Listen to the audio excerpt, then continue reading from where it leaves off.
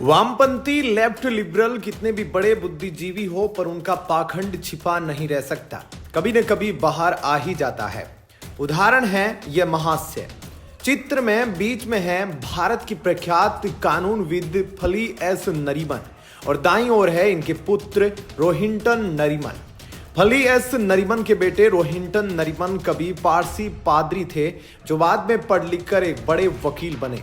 आगे चलकर ये सुप्रीम कोर्ट में जज भी बने। इतना बताने की जरूरत इसलिए पड़ी कि इतने ऊंचे पद पर रहते हुए भी इनकी हिपोक्रेसी कभी नहीं गई। 2017 में जब योगी आदित्यनाथ को उत्तर प्रदेश का मुख्यमंत्री बनाया गया तो सबसे अधिक विरोध इन्होंने ही किया। मशहूर पत्रकार शेखर गुप्ता को इंटरव्यू देते हुए कहा था कि लगता है कि अब भारत जल्द ही हिंदू राष्ट्र घोषित हो जाएगा। पूछने पर कहा था कि एक मंदिर के महंत को मुख्यमंत्री बनाया जाना देश के सेक्युलर ताने बाने के साथ न्याय नहीं होगा। इतना ही नहीं बल्कि यह भी कहा था कि संविधान सभा के 299 सदस्यों में से 233 रूढ़िवादी हिंदू थे। प्रथम राष्ट्रपति डॉक्टर राजेंद्र प्रसाद के लिए कहा था कि वह तो सबसे बड़े रूढ़िवादी हिंदू थे। गत 21 फरवरी को इनके मरने पर लेफ्ट लिबरल इकोसिस्टम वालों को मातम छा गया था। ऐसा लगता था कि पूरे वामपंथी लेफ्ट लिबरल लोगों की खुद की नानी मर गई है। अब इन्हीं के बेटे के लिए कांग्रेस ने महत्वपूर्ण पद के लिए वकालत की है, जिसने हाल ही में हिंदुओं को लेकर आपत्तिजनक बातें कही थी। इसी व्यक्ति ने राम मंदिर पर सुप्रीम कोर्ट के फैसले को गलत बताया था। यह व्यक्ति जस्टिस रोहिंटन फली नरीमन है। रोहिंटन नरीमन सुप्रीम कोर्ट में जज रहे हैं। कांग्रेस ने उनकी वकालत राष्ट्रीय मानवाधिकार आयोग NHRC के मुखिया के तौर पर हाल ही में की है। उनको नियुक्त न किए जाने पर कांग्रेस ने एक डिसेंट नोट असहमति पत्र भी लिखा है। यह पत्र अब सामने आया है। NHRC के मुखिया के तौर पर सोमवार 23 दिसंबर 2024 को सुप्रीम कोर्ट के पूर्व जज वी रामा सुब्रमण्यन को नियुक्त किया गया था। उनकी नियुक्ति उस कमेटी की सिफारिश पर की गई है जो NHRC के मुखिया और सदस्यों के नामों पर मुहर लगाती है। इस कमेटी में प्रधानमंत्री और गृह मंत्री के साथ ही संसद के दोनों सदनों में नेता प्रतिपक्ष और राज्यसभा के उप सभापति भी होते हैं। इसी कमेटी की बैठक में लोकसभा में नेता प्रतिपक्ष राहुल गांधी और कांग्रेस मुखिया तथा राज्यसभा में नेता प्रतिपक्ष मल्लिकार्जुन खड़गे ने रोहिंटन नरीमन के नाम की वकालत की थी। यह बैठक 18 दिसंबर 2024 को संसद भवन में हुई थी। इस बैठक में जस्टिस रोहिंटन नरीमन के नाम पर सहमति न बनने के कारण राहुल गांधी और खड़गे ने एक असहमति का नोट लिखा। इस असहमति नोट में उन्होंने कहा कि वे जस्टिस फली नरीमन को इसलिए NHRC का मुखिया बनाना चाहते थे क्योंकि वे अल्पसंख्यक पारसी समुदाय से आते हैं। इसके अलावा उन्होंने नरीमन को बौद्धिक गहराई और संवैधानिक मूल्यों के प्रति अटूट प्रतिबद्धता के लिए प्रसिद्ध बताया है। इन्हीं फली नरीमन ने हाल ही में justice AM Ahmadi memorial lecture में हिंदुओं को लेकर काफी अशोभनीय बातें कही थी। उन्होंने राम मंदिर को लेकर भी सुप्रीम कोर्ट को कोसा था और मस्जिद न बनाने पर दुख जाहिर किया था। रोहिंटन नरीमन ने कहा था कि 1984 में विश्व हिंदू परिषद की राम मंदिर बनाने की मांग तानाशाही और अत्याचारी थी। उन्होंने कहा राम मंदिर के मामले में हिंदू पक्ष को हमेशा कानून के खिलाफ रहने वाला भी करार दिया था। रोहिंटन नरीमन ने इसी वक्तव्य में इस बात पर भी निराशा जताई थी कि बाबरी गिराने के एवज में उसी राम जन्मभूमि के सीने पर मस्जिद दोबारा क्यों नहीं खड़ी की गई। मस्जिद न तामीर किए जाने को नरीमन ने न्याय के साथ भद्दा मजाक बताया था और कहा था कि यह एक भरपाई होती। जिन रोहिंटन नरीमन ने देश की लगभग 100 करोड़ हिंदू आबादी के लिए श्रद्धेय राम मंदिर का मार्ग प्रशस्त करने वाले फैसले को गलत बताया, उन्हें मानवाधिकार आयोग का मुखिया बनाना चाहती थी।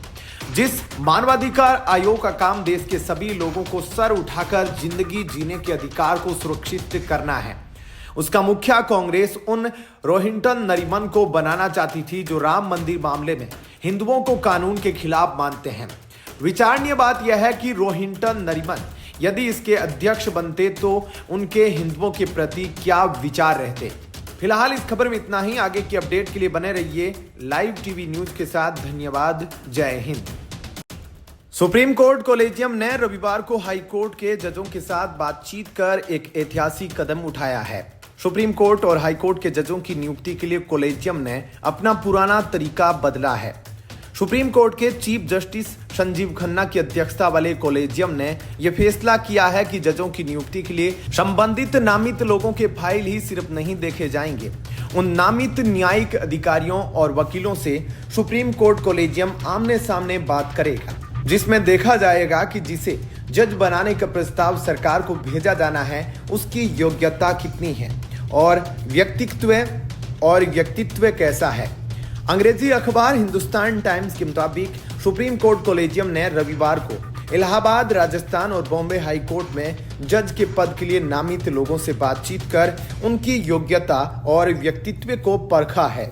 अब तक जिन न्यायिक अधिकारी या वकील को जज पद के लिए नामित किया जाता था उसकी योग्यता, कानून के बारे में जानकारी और कितने वक्त से न्यायिक मामलों में जुड़े हैं, इसकी जानकारी संबंधित हाई कोर्ट से फाइल के जरिए सुप्रीम कोर्ट कोलेजियम के पास आती थी। इस फाइल पर दर्ज सूचनाओं के आधार पर गुण दोष निकाला जाता था और फिर सुप्रीम कोर्ट या हाई कोर्ट के जज के लिए नामित न्यायिक अधिकारी या वकील का नाम सरकार को भेजा जाता था। सुप्रीम कोर्ट में चीफ जस्टिस बनने के बाद संजीव खन्ना ने इस परंपरा को बदला है। इससे सुप्रीम कोर्ट और हाई कोर्ट में नियुक्ति होने वाले जजों के संबंध में और पारदर्शिता आएगी। कई बार आरोप लगते हैं कि कोलेजियम पद्धति से जज अपनी पहचान वालों को सुप्रीम कोर्ट या हाई कोर्ट का जज बनवा देते हैं। ऐसे ही आरोपों के कारण मोदी सरकार अपने पहले कार्यकाल में जजों की नियुक्ति संबंधी कानून भी लाई थी, लेकिन सुप्रीम कोर्ट ने उसे खारिज कर दिया था। इसके बाद भी लगातार यह मांग उठती रही कि जजों की नियुक्ति में सुप्रीम कोर्ट कोलेजियम बदलाव करे। अब चीफ जस्टिस संजीव खन्ना ने उसी दिशा में अहम कदम उठाया है।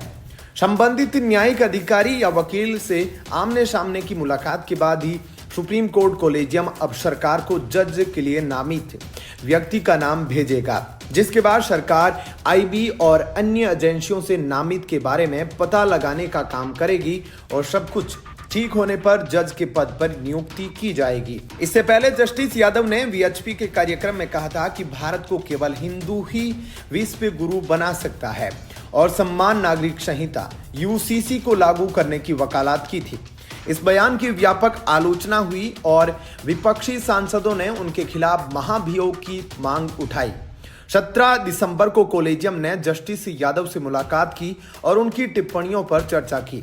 मुख्य जज ने उन्हें फटकार लगाते हुए न्यायिक निष्पक्षता बनाए रखने और संविधान के मूल्यों का पालन करने की आवश्यकता पर बल दिया।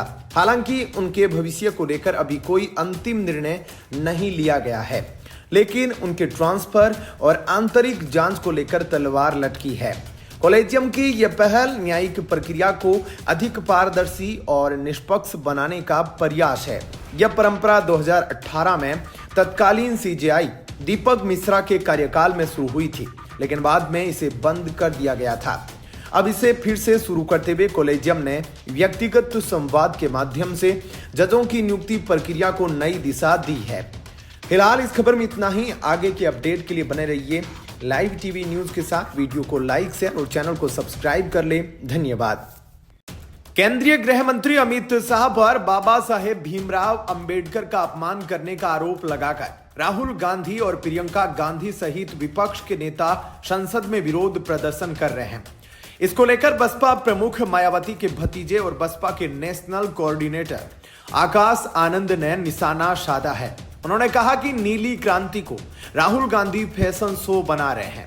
आकाश ने सोशल मीडिया पर लिखा, करोड़ों शोषितों, वंचितों और गरीबों के लिए बाबा साहेब भीमराव अंबेडकर जी भगवान ही हैं, लेकिन वोटों के लिए उनके नाम का इस्तेमाल करना आजकल एक फैशन हो गया है। उन्होंने आगे लिखा, श्री राहुल गांधी जी व प्रियंका गांधी जी ने हमारी नीली क्रांति को फैशन शो बनाया और उसके बाद श्री अरविंद केजरीवाल जी ने बाबा साहेब की छवि के साथ छेड़छाड़ की। बसपा नेता आकाश आनंद ने यह भी कहा कि गृह मंत्री अमित शाह ने संसद में भीमराव अंबेडकर का अपमान किया था। उन्होंने कहा कि देश के दलित, शोषित, वंचित, उपेक्षितों के आत्मसम्मान के लिए बीएसपी का मिशन जारी रहेगा। साथ ही गृह मंत्री अमित शाह को पश्चाताप करना पड़ेगा।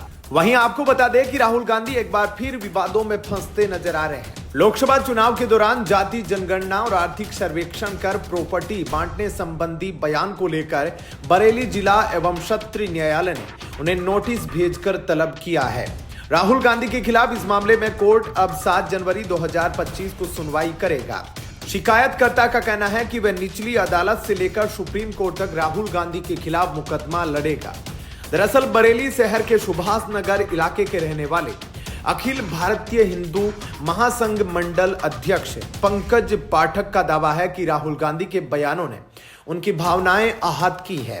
पंकज पाठक ने राहुल गांधी के लोकसभा चुनाव के दौरान आर्थिक सर्वेक्षण के बयान को मुद्दा बनाया है। पंकज पाठक ने बताया, कई अधिवक्ता अनिल द्विवेदी के माध्यम से उन्होंने राहुल गांधी के खिलाफ रिपोर्ट दर्ज कराने के लिए जून 2024 में एमपी एमएलए की कोर्ट बरेली में अर्जी दी थी, जिसे कोर्ट ने 27 अगस्त को खारिज कर दिया था। इस आदेश को अब चुनौती देते हुए पंकज ने सेशन कोर्ट में रिवीजन दाखिल की है, जिसे स्वीकार कर लिया गया है। कोर्ट ने नोटिस भेजकर राहुल गांधी को 7 जनवरी को पेश होने के आदेश दिए हैं। दरअसल लोकसभा चुनाव प्रचार के दौरान राहुल गांधी ने कहा था कि उनकी केंद्र में सरकार आने पर वे जाति जनगणना और आर्थिक सर्वेक्षण करवाएंगे। उन्होंने कहा था कि जिसके पास कम संपत्ति होगी उसे, जिसके पास अधिक संपत्ति होगी उसे लेकर दे दी जाएगी। राहुल गांधी के इस बयान को बीजेपी ने भी मुद्दा बनाया था। बीजेपी का आरोप था कि राहुल गांधी एक वर्ग विशेष को खुश करने के लिए ऐसा वादा कर रहे हैं। पंकज पाठक का कहना है कि राहुल गांधी का यह बयान देश में गृह युद्ध की स्थिति पैदा करने जैसा था। फिलहाल इस खबर में इतना ही। आगे की अपडेट के लिए बने रहिए लाइव टीवी न्यूज के साथ। धन्यवाद। जय हिंद। दिल्ली में अगले साल होने वाले विधानसभा चुनाव के लिए कांग्रेस ने अपने उम्मीदवारों की दूसरी लिस्ट जारी कर दी है। दिल्ली में विधानसभा चुनाव को लेकर तैयारियां तेज हो चुकी है। चुनाव फरवरी 2025 में होने की संभावना जताई जा रही है। वहीं आम आदमी पार्टी ने सभी 70 सीटों के लिए अपने उम्मीदवारों के नामों का ऐलान कर दिया है। बता दें कि आपने कालकाजी से सीएम आतिशी को टिकट दिया है, तो वहीं सूत्रों से मिली जानकारी के अनुसार कांग्रेस ने कालकाजी से अलका लांबा को मैदान में उतारने का फैसला किया है। दिल्ली विधानसभा चुनाव इस बार बेहद दिलचस्प होने जा रहे हैं। कांग्रेस पार्टी आम आदमी पार्टी के मुखिया अरविंद केजरीवाल के बाद अब आतिशी के खिलाफ भी मजबूत उम्मीदवार उतारने जा रही है। महिला कांग्रेस अध्यक्ष अलका लांबा कालकाजी विधानसभा सीट पर दिल्ली की मुख्यमंत्री और आप की प्रत्याशी आतिशी को टक्कर दे सकती है।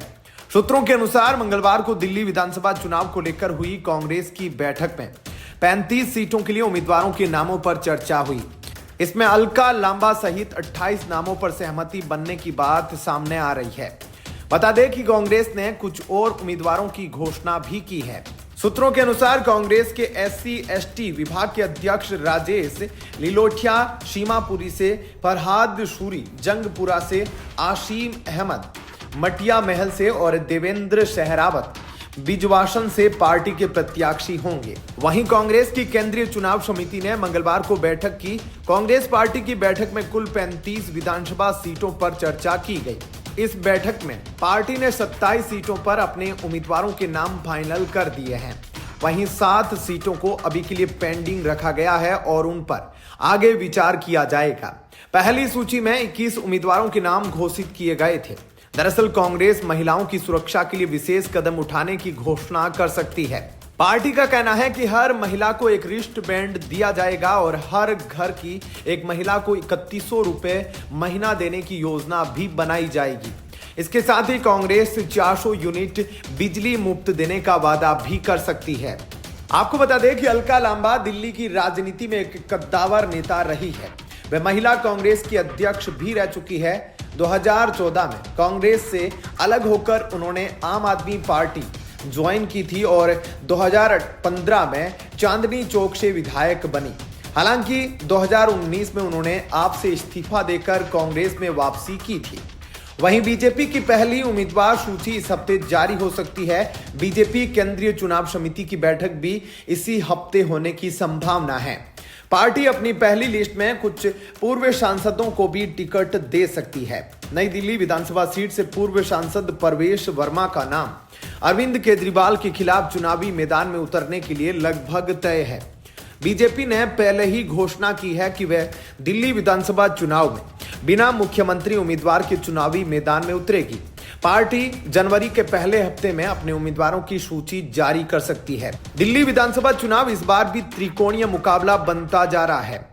आम आदमी पार्टी सत्ता में वापस आने के लिए कोशिश कर रही है, जबकि बीजेपी 26 साल से जारी सूखा समाप्त करने के लिए चुनावी मैदान में है। कांग्रेस और आप के बीच गठबंधन नहीं हो सका है, जैसा कि लोकसभा चुनाव में हुआ था। फिलहाल इस खबर में इतना ही। आगे की अपडेट के लिए बने रहिए लाइव टीवी न्यूज के साथ। धन्यवाद। जय हिंद।